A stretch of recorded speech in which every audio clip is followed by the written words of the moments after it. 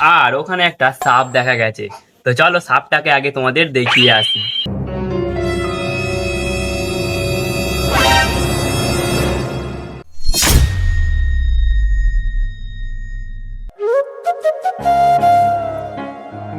Hello guys, কেমন আছো তোমরা সবাই? তোমাদের সবাইকে স্বাগত আজকের ব্লগে। তো এখন বাজে হচ্ছে ওই 8:30টার মতন। তো এখনো চা খাওয়া হয়নি, কেননা মা এদিকে চা করছিল। তো এখন চা হয়ে গেছে, তো সবাই মিলে এখন চা খাওয়া হবে। এই ঢালো দেখি।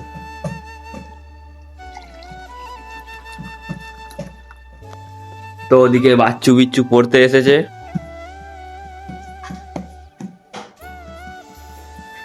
কি করছিস? এইটা পরিমল মনের পড়ি বাংলা পরীক্ষা। বাবা, পরীক্ষা শুরু হয়ে গেছে? ঠিক আছে, চুপচাপ পড়ে নে। তো এখন খাবো চা, তো চাটা খেয়ে দিয়ে ফের বাজারে টাজারে যেতে হবে। তো চলো আগে চাটা খেয়ে নিই।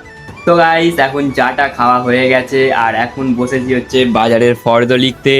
তো মা বলে বলে দেবে কি কি আনতে হবে, তো সেগুলোকেই লিখবো। তো চলো ঝটপট আগে ফর্দটা করে নিই। তো গাইস, এখন ফর্দ করা হয়ে গেছে, তো এখন যাব দোকান। আর আজকে হচ্ছে দুবার দোকানে যেতে হবে, কেননা আজকে হচ্ছে দিদাদের মনসা পুজো আছে, তাই জন্য পুজোর কিছু বাজার করতে হবে। এখন সেখানেই যাচ্ছি পুজোর কিছু বাজার আনতে। তো এসে আমাদের বাড়ির বাজারও আনতে যাব। তো চলো আগে যাওয়া যাক, পুজোর বাজারটাকে করে আসি। তো গাইস, আমি ভেবেছিলাম দুবার করে বাজারে যাব, মানে একবার পুজোর বাজার করব, একবার আমাদের বাড়ির বাজার করব। কিন্তু এটাও ভেবে দেখলাম সেই যেহেতু এক দোকান থেকেই বাজার করব, তাই একবারেই সব বাজার করে নেব। তো চলো এখন বাজারে যাওয়া যাক। তো সবার প্রথমে মিষ্টি দোকান থেকে সন্দেশ নিয়ে চলে আসি এই দোকানটায়। আর এখান থেকে পুজোর যা যা নেওয়ার নিয়ে নিই।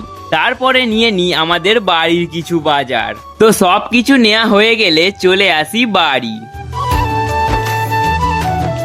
তো গাইস, আমি এখন বাজার থেকে চলে এসেছি আর এখন বাজে হচ্ছে ওই 11টার মতন। আর এইখানে দুপুরের জন্য খাবার হচ্ছে ঘুগনি হচ্ছে, ওতে ঘুগনির কড়াই সেদ্ধ হচ্ছে। আজকে দুপুরে আছে হচ্ছে পরোটা আর ঘুগনি। আর মা এখানে এখন টিফিনের জন্য আলু ফালু কাটছে সব, এখনো টিফিন করা হয়নি। আর ওখানে একটা সাপ দেখা গেছে, তো চলো সাপটাকে আগে তোমাদের দেখিয়ে আসি।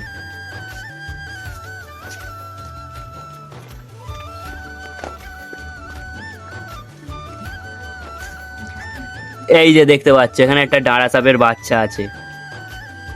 তো খাবার দাবার মনে হয় খুঁজছে কিছু। তো আজকে যেহেতু মনসা পুজো, আজকে সাপের দেখা পাওয়া খুব ভালো একটা ব্যাপার।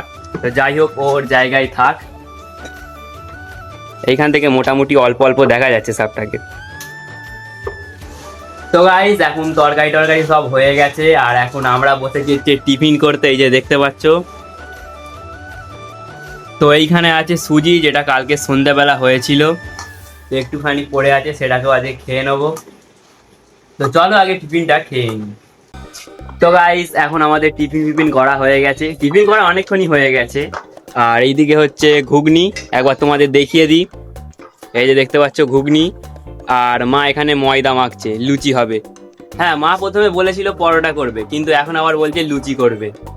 তো মা মত বদলানোর কারণ হচ্ছে পরোটা করতে গেলে একা হাতে হবে না, কেননা একা একা বেলা ছেঁকা অসুবিধা হবে, একটা একটা করে করতে হয়। তো ওই জন্য তো লুচিটা হলে পরে অনেকগুলো করে বেলে নিয়ে ছাঁকলুম হয়ে গেল, কিন্তু পরোটা একটা একটা করে করতে হয়। আচ্ছা, বুঝতে পেরেছি।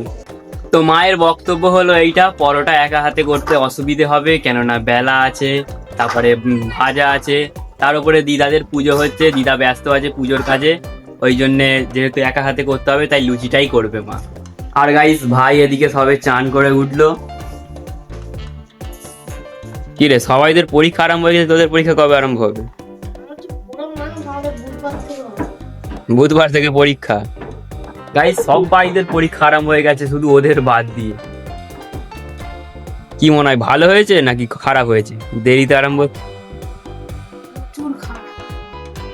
মানে একটা জিনিস হবে, বাকিদের যখন পরীক্ষা শেষ হয়ে যাবে তখন তো পরীক্ষা কদিন পরীক্ষা হবে? এক সপ্তাহ একদিন।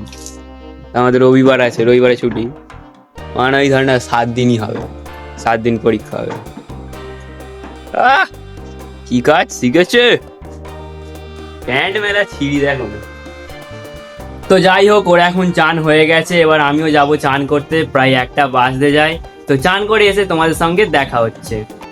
তো গাইস, এখন আমার চান টান সব হয়ে গেছে, আর মা এখানে প্রসাদ এনেছে।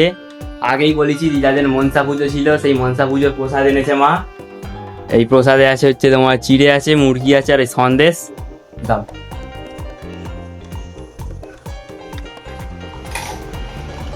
তো প্রসাদ খাওয়ার ডান, আর এইখানে দিদা হচ্ছে লুচি ভাজছে। দিদাদের পুজো হচ্ছিল, দিদা সবে এলো ওখান থেকে, পুজোর ওখান থেকে এলো, আর এখন এখানে আমাদের লুচি ভাজছে। তো একটু পরে খেয়ে নেওয়া হবে, এখন প্রায় 1:30 বাজতে যায়। আর ভাইয়ের ওদিকে খাওয়া হয়ে গেছে, ও রাখতে যাচ্ছে বাসন। তাদের কি লুচি হয়েছিল? তো সবাই মাত্র খেলো।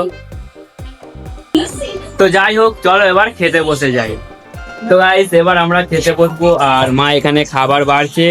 এখানে লুচি বেড়েছে, আর এখানে হচ্ছে কাবলি ছোলার ঘুগনি হয়েছে। তো এই 2 রকমেরই রান্না হয়েছে, তো এটাই এখন খাওয়া হবে।